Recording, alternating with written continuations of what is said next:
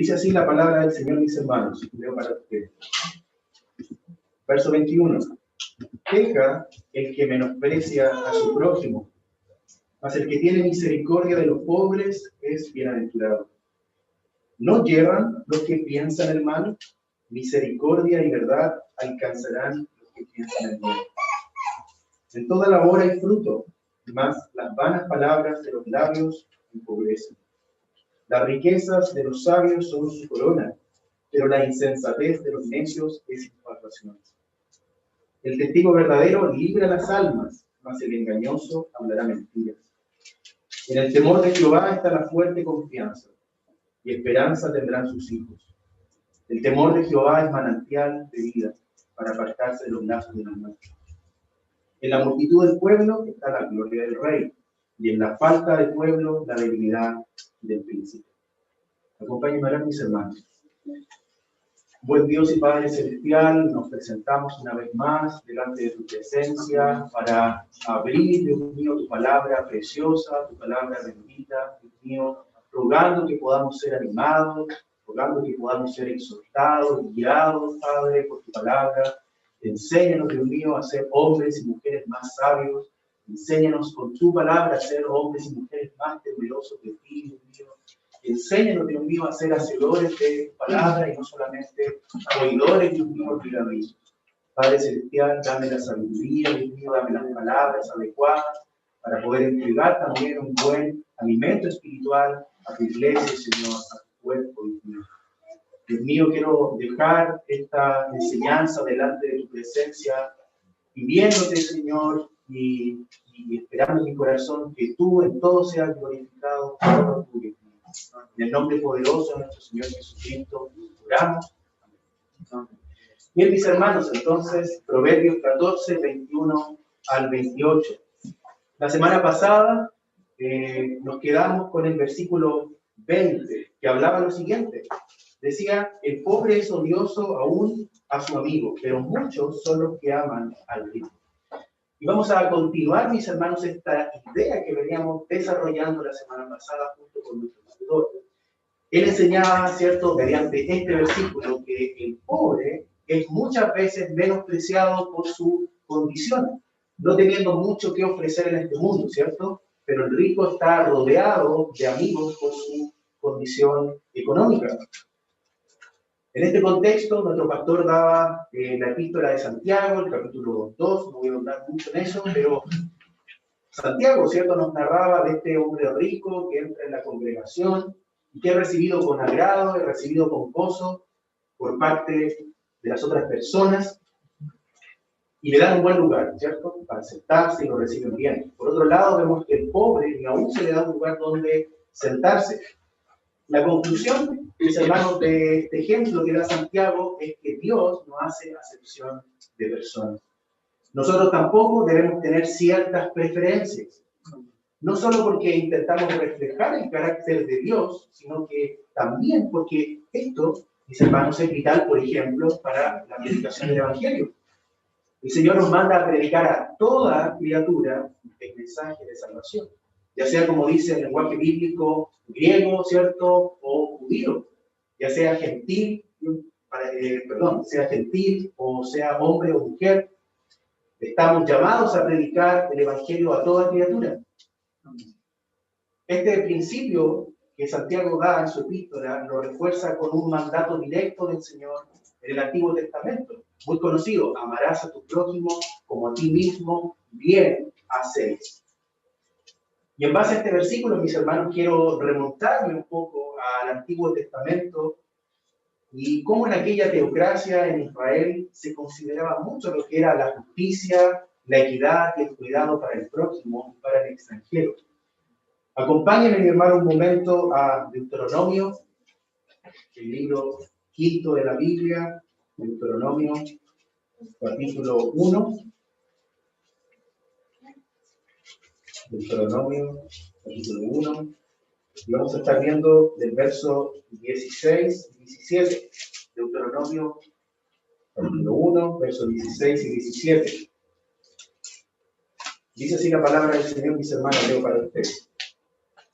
Y entonces mandé a vuestros jueces, diciendo, oíd entre vuestros hermanos y juzgad justamente entre el hombre y su hermano y el extranjero.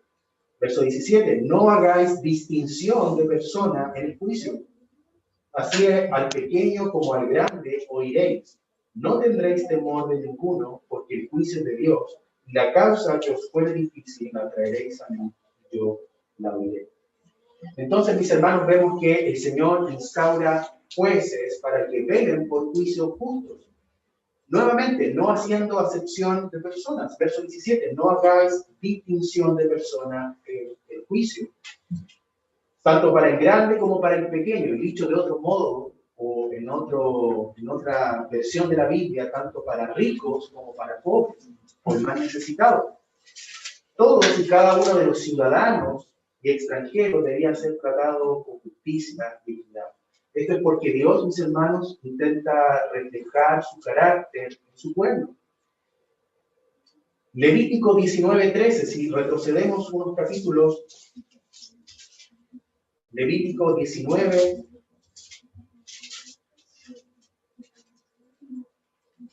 verso 13, Levítico 19, verso 13, dice lo siguiente. Levítico 19, verso 13. No oprimirás a tu prójimo, ni le robarás. No retendrás el salario del jornalero hasta la mañana. Vemos acá, mis hermanos, que el pago de los salarios era algo tan importante porque con esto no perjudicaban el sustento de los más desfavorecidos. Ahora, si retrocedemos un par de versículos, mis hermanos, específicamente al verso 9, va a decir lo siguiente.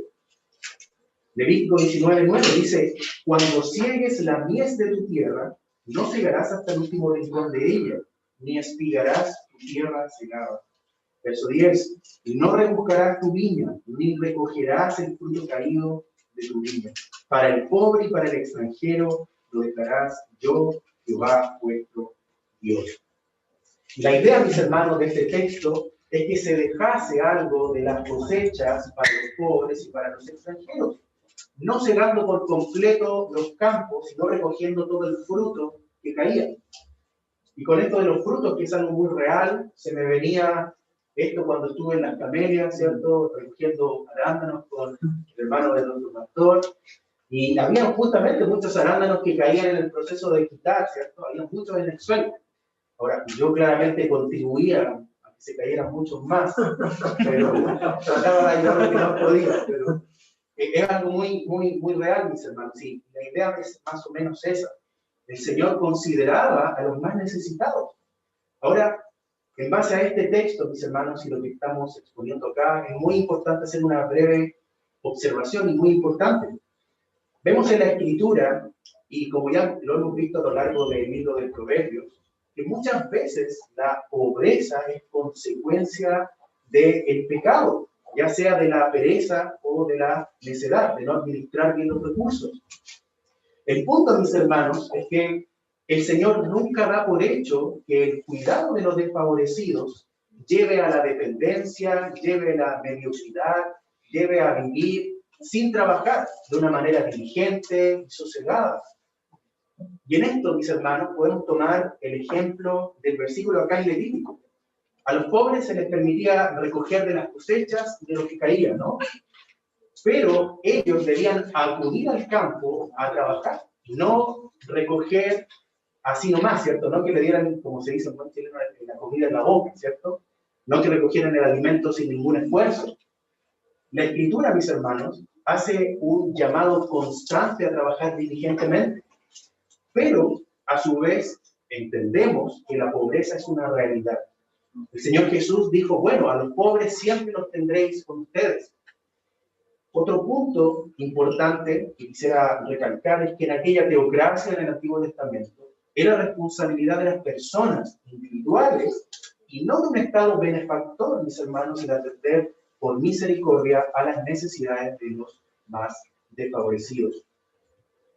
Finalmente, en cuanto a este punto, quisiera mencionar no solamente el cuidado que debemos tener para con nuestro prójimo, y no menospreciarle, sino que en estos tiempos tan difíciles, tantas veces no solamente podemos menospreciarle a Él, sino también a nuestro hermano en la iglesia. El apóstol Juan va a decir lo siguiente en su primera carta, en el capítulo 3, verso 16. Y ahora leo para usted. Dice, en esto conocemos el amor, en que Él puso su vida por nosotros, Cristo, ¿no? También nosotros debemos poner nuestras vidas por los hermanos. Verso 17. Pero el que tiene bienes de este mundo y ve a su hermano en necesidad y cierra su corazón contra él, ¿cómo puede morar el amor de Dios en él? Verso 18. Hijos, no amemos de palabra ni de lengua, sino de hechos y en verdad. Es necesario, mis hermanos, en cuanto a esto, tener misericordia. Tengamos amor como el Señor Jesús tiene amor por sus hijos y misericordia por los pobres. Tanto así que en su sacrificio en la cruz mostró en su máximo esplendor, estas cosas. En el verso 22, y seguimos avanzando, va a decir lo siguiente. A modo de pregunta, dice, ¿no yerran los que piensan el mal? Misericordia y verdad alcanzarán los que piensan el bien. El verso 22, mis hermanos, nos llama a la misma idea, seguimos la misma línea de pensamiento.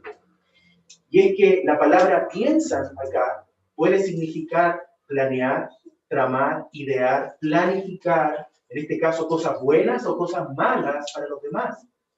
El pensar, mis hermanos, cosas buenas, el planificar, el idear cosas buenas, nos llama a ser más como Dios, más como Cristo.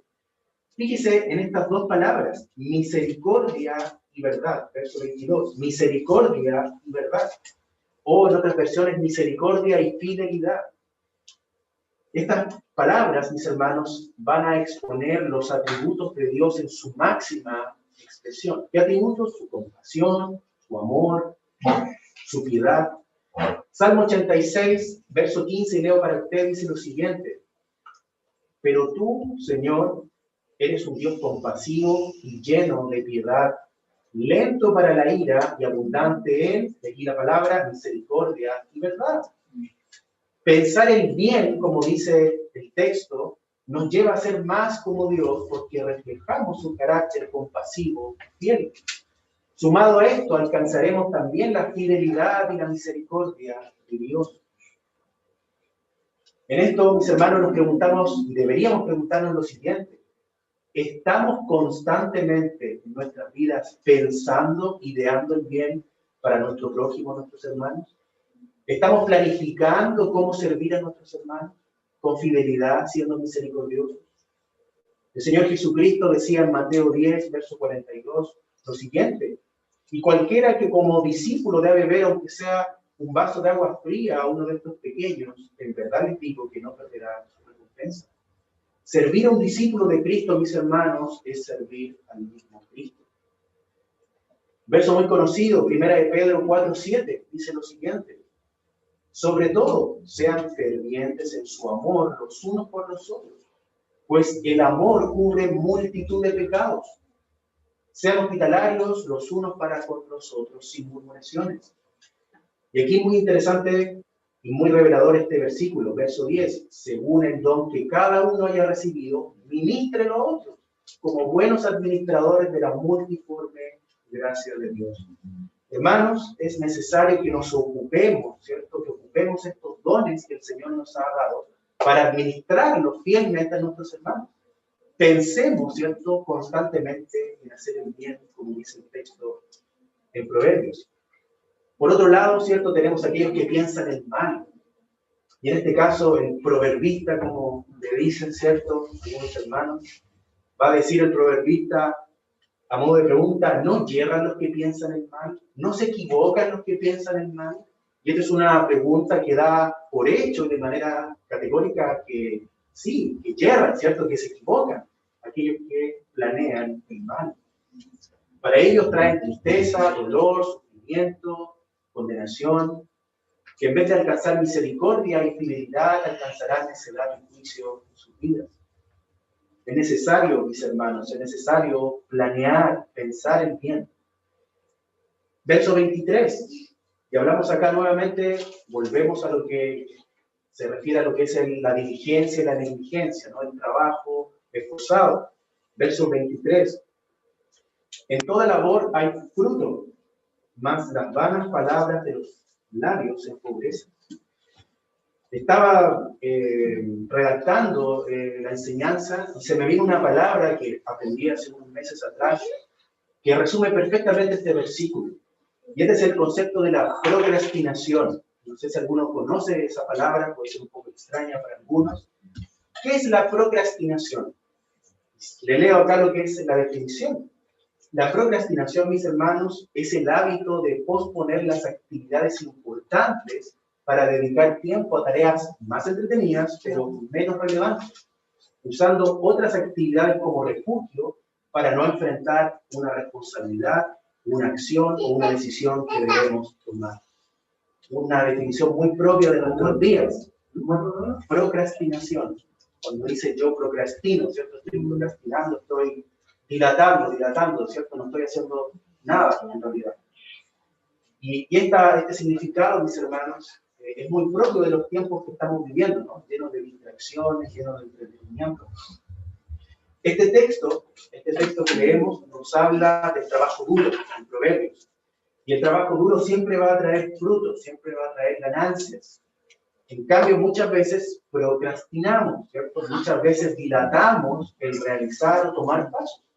Y solo nos dedicamos a pensar o a hablar cosas que nunca vamos a hacer. Y esto, mis hermanos, no solamente en el trabajo, no solamente en la fuerza laboral, sino que también vivimos en un tiempo donde muchas veces nos dedicamos más a hablar que a hacer cosas productivas.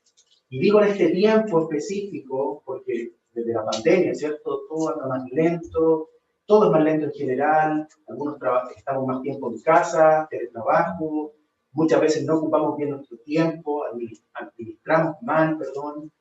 Y esto no solamente para el trabajo, sino también para con el Señor, orando, leyendo la Escritura, la palabra del Señor de forma diligente.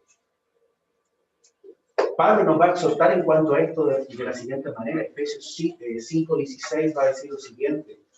Mirad pues con diligencia como andéis, no como necios, sino como sabios, aprovechando bien el tiempo, porque los días son malos.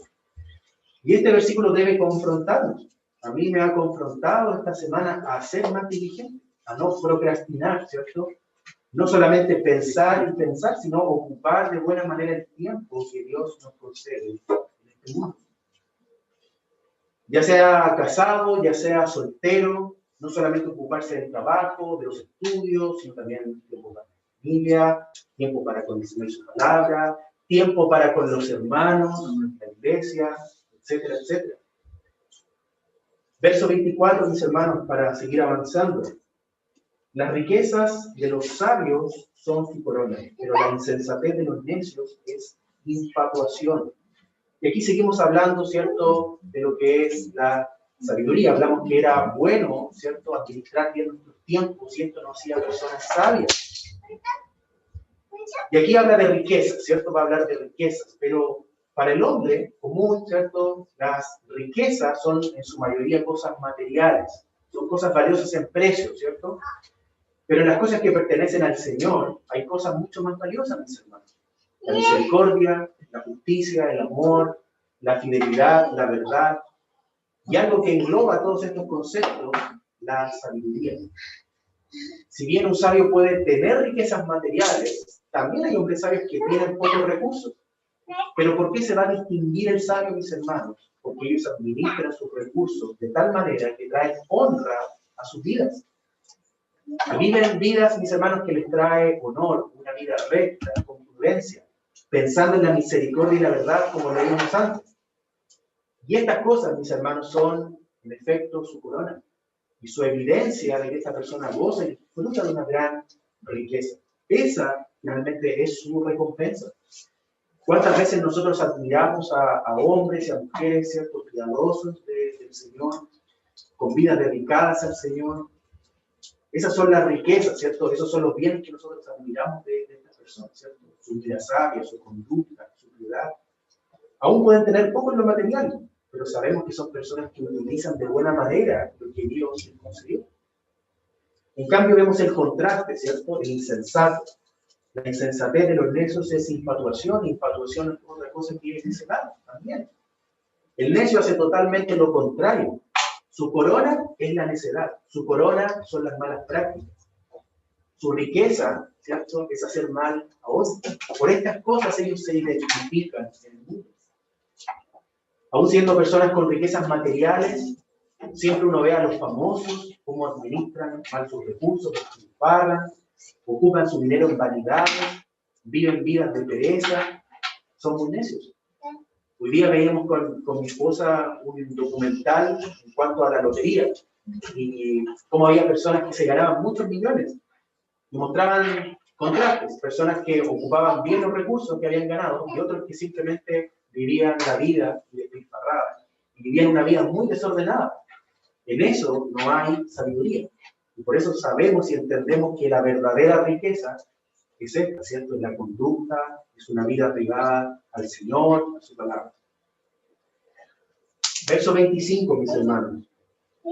El testigo verdadero libra las almas, más el engañoso hablará mentiras.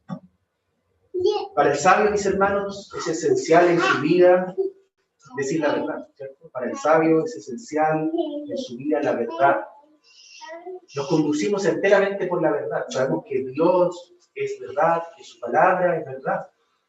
Y por ende nosotros nos ajustamos, nos amoldamos a su voluntad, a su carácter. Cuando volvemos nuevamente a esta teocracia del antiguo Israel, del Antiguo Testamento, vemos que el testigo fiel era muy importante. Usted recordará que para los juicios, ¿cierto?, no se hacían con uno, ni con dos, ni con tres testigos, ¿cierto?, para dar el veredicto final, ¿cierto?, sobre un debido caso. Levítico 5.1 va a decir lo siguiente, leo para ustedes, mis hermanos. Si alguno pecare por haber sido llamado a testificar y fuere testigo que vio o supo y no lo denunciare, él llevará su pecado. Aquel que vio algo, ¿cierto?, y no dice la verdad, ¿cierto?, que no expone, no dice nada, él está pecando. Deuteronomio 17.6, aquí lo que hablábamos de los 2 o 3 testigos. Era tan importante, mis hermanos, el tema de testificar, que no solamente se podía dar como condena un motivo específico, sino que también la muerte puede llegar a aquel que fuera declarado culpable. Deuteronomio 17.6 dice lo siguiente: al que ha de morir se le dará muerte por la declaración de 2 o 3 testigos. No se le dará la muerte por la declaración de un solo testigo. Fíjese en esto, mi hermano, la importancia de decir la verdad. Y este es un caso donde un imputado era declarado culpable por el testimonio de 2 o 3 testigos, por ende era muy necesario decir la verdad, no decir los hechos reales, no meras conjeturas, ¿cierto?, no verdades a medias que podían llevar a la muerte a un hombre inocente. Se recuerda aquella frase muy conocida que dicen en los casos por años, toda la vida, y si es sin ella puede librarle de sus malas prácticas. Es necesario ser honesto, mis hermanos. Pedro decía defender la fe con mansedumbre y reverencia, pero defiende la fe, ¿cierto? Que lo hagas, pero con una buena actitud. Esa es la idea. Estamos en un mundo, mis hermanos, en donde Satanás nos corrompe con mentiras que nos llevan a nuestra perdición. Hay cosas tales como el aborto, la libertad de elección, está bien, el adulterio es correcto, salir a destruir la propiedad pública va a traer beneficios para el pueblo. Y esas son mentiras de Satanás. Y quizás la peor mentira de todas, Dios no existe. Ahora, ¿por qué menciono esto? Porque nosotros, mis hermanos, como heraldos, como embajadores del Señor, estamos llamados a predicar las buenas nuevas con verdad, a decir la verdad que Dios ha enviado a su Hijo amado a morir por nuestros pecados para traernos de nuestra vida, a decir la verdad que somos pecadores y que necesitamos arrepentirnos con urgencia, a decir la verdad al mundo que hay un legislador divino al que tendremos que rendirle cuentas en el día del juicio. Esas verdades libran las almas. Verso 25, el testigo verdadero libra las almas. Hablábamos, ¿cierto?, un poco sobre predicar a nuestros familiares, y decir la verdad muchas veces es cruda, ¿cierto?, duele, pero esto va a librarles de la condenación venidera que está sobre sus cabezas. El Señor Jesús le decía a aquellos judíos que creyeron en Él en Juan: si vosotros permanecéis en mi palabra, seréis verdaderamente mis discípulos, y conoceréis la verdad, y la verdad os hará libres. Más adelante va a decir: así que si el Hijo os libertare, seréis verdaderamente libres. Solamente el Evangelio, ser testigos fieles de su palabra, va a librar las almas de la condenación y del error, de la necedad. Prediquemos, mis hermanos, prediquemos la palabra del Señor en un mundo relativista, en un mundo donde ya no existe la verdad objetiva. Hoy todo es verdad, hoy todo está bien, pero sabemos que la palabra del Señor es la única verdad. Quiero abordar ahora versos 26 y 27 conjuntamente, de que habla del temor de Dios. Verso 26: en el temor de Jehová está la fuerte confianza, y esperanza tendrán tus hijos. El temor de Jehová es manantial de vida para apartarse de los lazos de la muerte. Sabemos, mis hermanos, de todo lo que hemos leído en Proverbios, que la sabiduría, el principio de la sabiduría es el temor al Señor. Y que una vida sabia en dependencia de Dios y sus preceptos nos libra de muchos males, de aquellos lazos de muerte, como vemos en el verso 27, para apartarse de los lazos de la muerte. Y si retrocedemos una hoja atrás en el capítulo 13 de Proverbios, verso 14, Proverbios 13:14 va a decir algo muy similar. Proverbios 13:14: la ley del sabio es manantial de vida para apartarse de los lazos de la muerte. Vivir en el temor de Dios nos hace sabios, prudentes, sensatos. Vivir en el temor de Dios, mis hermanos, nos da un buen entendimiento y un buen discernimiento de lo que conviene, de lo que no conviene. Pero además de la gran sabiduría que podemos adquirir y estar seguros, dependiendo, ¿cierto?, en Dios, podemos tener una fuerte confianza, como dice el verso 26. Esta palabra, confianza, puede ser traducida como seguridad. Y la palabra esperanza, esperanza tendrán sus hijos, puede reflejarse como refugio. El temor a Dios, mis hermanos, el temor al Señor, no es un miedo aterrador a alejarnos de Él, sino más bien un temor reverente. Un temor reverente por quién es Él, el Señor de los cielos y la tierra, el creador de nuestras vidas, todopoderoso, omnisciente, omnipotente, omnipresente. El temor a Dios es someterse a su señorío voluntariamente, a sus preceptos, a decir: tú eres Rey soberano.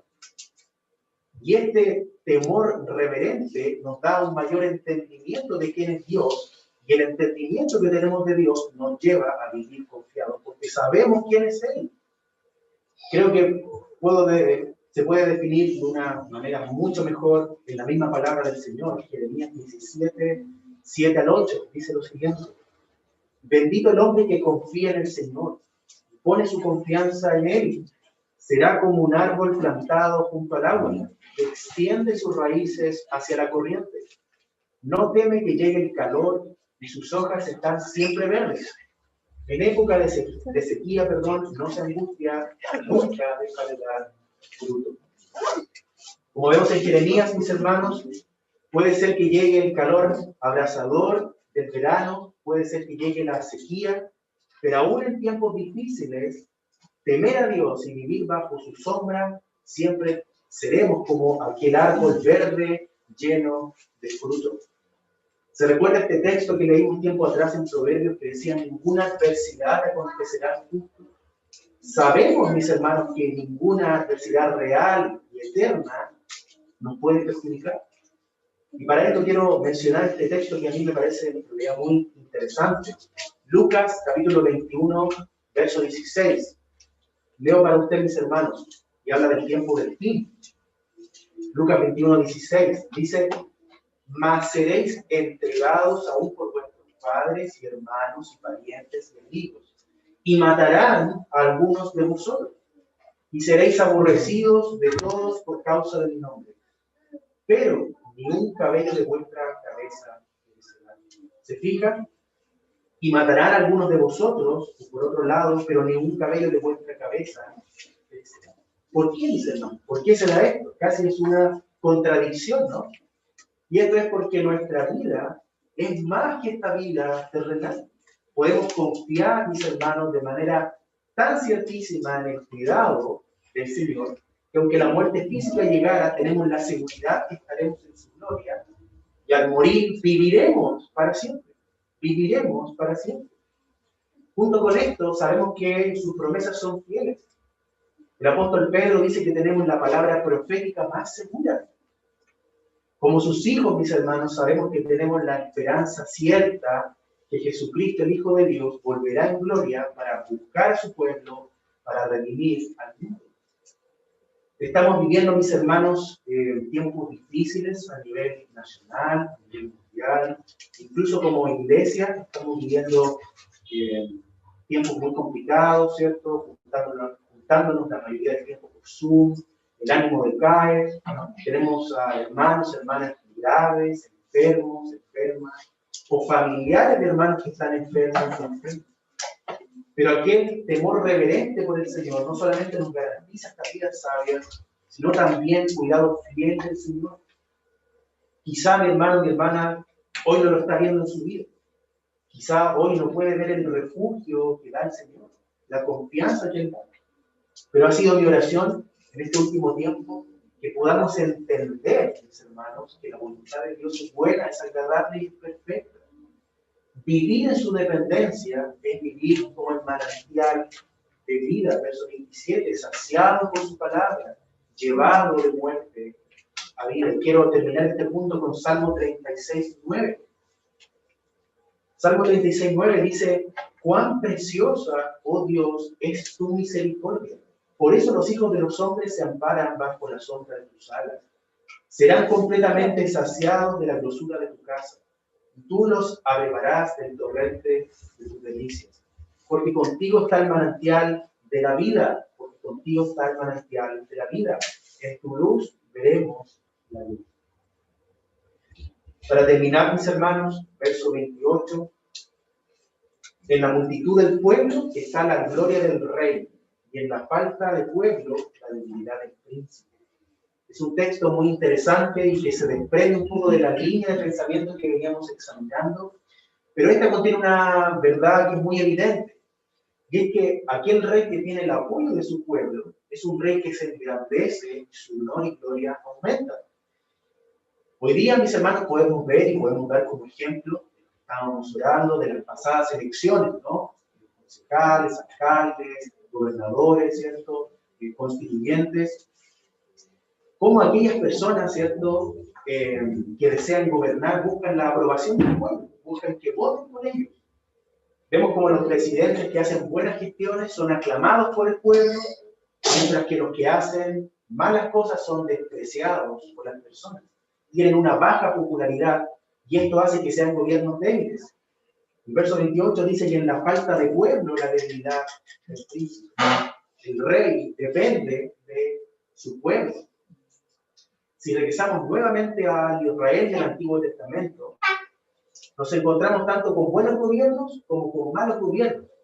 Buenos gobiernos como el del rey David o el rey Josías, malos reinados como el reinado de Acab y muchos otros. Y si nos retrocedemos mucho más, llega un momento clave en la historia de Israel donde el pueblo exige un rey, como las demás naciones tenían un rey. Esto es en 1 Samuel, por esto el capítulo 8. El Señor se molesta con un pueblo que prefiere vivir en una monarquía que en una teocracia. Dios es rechazado por su pueblo para que nos gobierne. Y podríamos decir en un lenguaje electoral que Dios perdió las elecciones presidenciales, ¿no? Pero como veremos a continuación, no fue por su mala gestión, y el pueblo va a sufrir las consecuencias de aquella petición. Y quisiera ir un momento, mis hermanos, a 1 Samuel, capítulo 8. Si lo desea, puede acompañarme. Voy a avanzar un poco más rápido. 1 Samuel, verso 8. Quiero partir desde el verso 9 en adelante. 1 Samuel, capítulo 8, verso 9. Dice: ahora pues, oye su voz, diciéndole a Samuel, mas protesta solemnemente contra ellos y muéstrales cómo les tratará el rey que reinará sobre ellos. Y refirió Samuel todas las palabras de Jehová al pueblo que les había pedido el rey. Dijo pues, así hará el rey que reinará sobre vosotros. Tomará a vuestros hijos y los pondrá en sus carros y en su gente de a caballo para que corran delante de su carro. Y nombrará para sí jefes de miles y jefes de cincuentenas. Los pondrá a sí mismo a que hagan sus campos y cieguen sus mieses, y a que hagan sus armas de guerra y los pertrechos de sus carros. Tomará también a vuestras hijas para que sean perfumadoras, cocineras y amasadoras. Asimismo tomará lo mejor de vuestras tierras, de vuestras viñas y de vuestros olivares, y los dará a sus siervos. Diezmará vuestro grano y vuestras viñas para dar a sus oficiales y a sus siervos. Tomará a vuestros siervos y vuestras siervas, vuestros mejores jóvenes y vuestros asnos, y con ellos hará sus obras. Diezmará también vuestros rebaños y seréis sus siervos. Y clamaréis aquel día a causa de vuestro rey, los habréis elegido, mas Jehová no responderá en aquel día.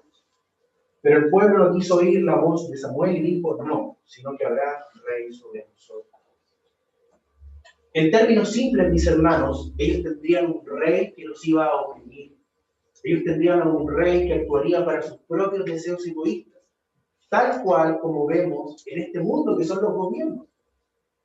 Pero aún en este tiempo, ¿cierto? Aún en este punto de rebeldía del pueblo de Israel, la promesa de un Salvador, de un rey que gobernaría con justicia y con reino eterno seguía en pie. Y aquel rey soberano que vino a este mundo a pagar por nuestros pecados y redimir a su pueblo escogido por gracia, vino, llegó finalmente, este era nuestro Señor Jesucristo. Pueden haber muchos reinos, ¿cierto? En la historia, reyes buenos y con buenas gestiones, pero solamente hay un único rey que pondrá en orden todas las cosas de una vez por todas. Nuestro gran Dios y Salvador Jesucristo. Rey de reyes, Señor de señores. Zacarías 14:9 dice, el Señor reinará sobre toda la tierra. En aquel día el Señor será el único Dios. Y su nombre será, en medio de la calle de la ciudad, y a uno y a otro lado del río, estaba el árbol de vida, que produce 12 frutos, dando cada mes su fruto, y las hojas de árbol eran para la sanidad de las naciones. Y no habrá más maldición, y el trono de Dios y del Cordero estará en ella, y sus siervos le servirán y verán su rostro, y su nombre estará en sus frentes. Allí más noche no tiene necesidad de una lámpara ni de luz del sol, porque Dios es el Señor que iluminará y reinará por los siglos de los siglos.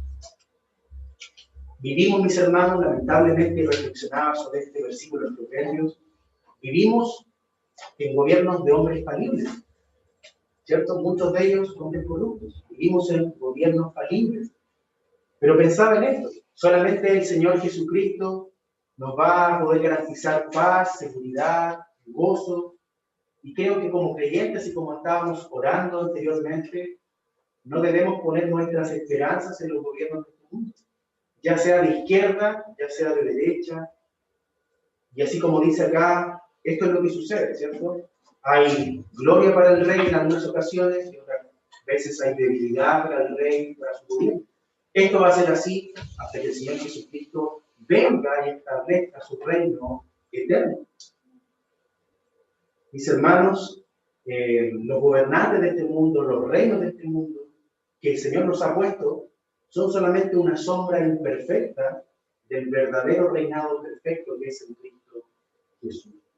Quisiera terminar a aquella persona que pueda estar mirando, aquella persona que pueda estar acá entre nosotros, que no ha creído en el Señor Jesucristo, que pueda volver, que pueda venir al Señor Jesucristo, pueda volverse a Él, quebrantar su corazón delante de su presencia, porque solamente en el temor de Jehová hay gozo, en el temor del Señor hay una fuerte confianza, el manantial de vida, en el cual podemos estar seguros. El Señor es nuestro refugio.